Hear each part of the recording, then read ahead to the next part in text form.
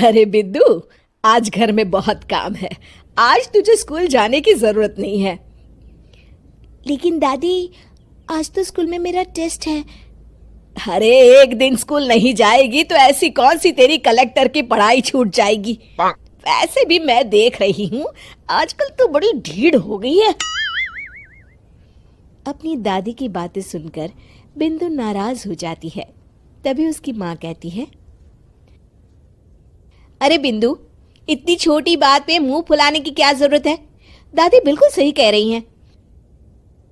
लड़कियों को तो घर के काम काज सीखना चाहिए। अरे बहू, रमेश के लाड़ प्यार ने इसे बिगाड़ रखा है। कम से कम तू तो मेरी बात समझती है। अच्छा, मेरी पूजा का समय हो गया है, मैं पूजा करने जा रही हूँ। इतना कहकर रमेश की माँ वहां से चली जाती है। इस तरह बिंदु की दादी और माँ दोनों अक्सर उसे घर के कामों में ही उलझा कर रखते थे। कुछ दिनों के बाद राजू और बिंदु के 10वीं के रिजल्ट्स आते हैं।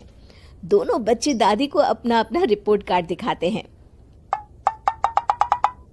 शाबाश मेरे लाल, तू तो बड़े अच्छे नंबरों से पास हुआ है। तभी बिंदु कहती है, दादी मैं भी अच्छे नंबरों से पास हुई हूँ। रमेश की माँ बिंदु को अनदेखा करते हुए कहती है, हाँ हाँ ठीक है, अभी यहाँ खड़ी क्या कर रही है, सुन लिया मैंने। जाकर मेरे लिए चाय बना कर लिया। बिंदु उदास होकर चाय बनाने किचन में चली जाती है। तभी राजू कहता है, दादी मैं क्रिकेट के कोचिंग सेंटर में एडमिशन लेना चाहता हूँ। अरे वाह राजू बेटा, ये तो तूने बड़ी अच्छी बात कही। तू कल ही अपना एडमिशन करा ले, जितनी भी फीस होगी मैं दे दूंगी। अरे एक दिन मेरा पोता विराट कोहली बनेगा। इस तरह अक्सर रमेश की माँ अपनी पोती बिंदु के साथ दुर्व्यवहार करती थी। कुछ दिनों के बाद रमेश की माँ और उसकी पत्नी दोनों सास बहू मिलकर राजू का एडमिशन अच्छे स्कूल में करवा देते हैं, लेकिन बिंदु का एडमिशन नहीं करवाते। इस बात से नाराज होकर बिंदु अपनी दादी से कहती है, लेकिन दादी मुझे भी आगे की पढ़ाई करनी है। अरे क्या करेगी आगे की पढ़ाई लिखाई करके, हैं? आज से ये पढ़ाई का भूत अपने दिमाग से उतार दे। इतना कहकर रमेश की माँ वहां से चली जाती है।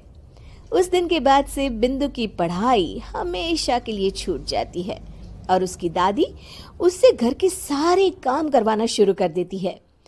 इस तरह उसका सारा दिन घर के कामों में ही बीत जाता था।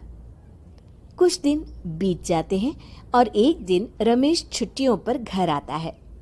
बिंदु को घर के काम करते हुए देख उससे कहता है, अरे बिंदु बेटा, तुम स्कूल नहीं गई? पिताजी, दादी ने मेरा एडमिशन कराने से मना कर दिया है।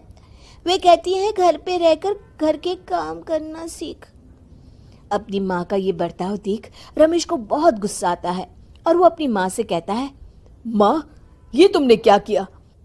आगे की पढ़ाई के लिए स्कूल में बिंदु का एडमिशन क्यों नहीं करवाया? अरे बेटा, लड़की जात है, ज्यादा पढ़ लिख कर क्या करेगी? वैसे भी शादी के बाद तो इसे घर के ही काम करने हैं ना। तुम किस जमाने में जी रही हो माँ? अगर कल्पना चावला के घर वाले भी तुम्हारी सोच के होते तो क्या वो पूरी दुनिया में हिंदुस्तान का नाम रोशन कर पाती? इसका स्कूल छुड़वाकर तुम इसका भविष्य बर्बाद कर रही हो, लेकिन मेरे रहते ऐसा नहीं होगा। बिंदु बेटा, कल ही तुम्हारा एक अच्छे स्कूल में एडमिशन करा दूंगा। तुम जितना चाहे उतना पढ़ो। मेरे होते हुए तुम्हें किसी बात की चिंता करने की जरूरत नहीं है। अपने पिता से हौसला पाकर बिंदु खुश हो जाती है और कहती है, जी पापा, मैं खूब मन लगाकर पढ़ाई करूंगी और बड़ी होकर डॉक्टर बनूंगी। ये हुई ना बात, शाबाश मेरी बेटी। शिक्षा, लड़का हो या लड़की, हमें दोनों को आगे बढ़ने का मौका देना चाहिए।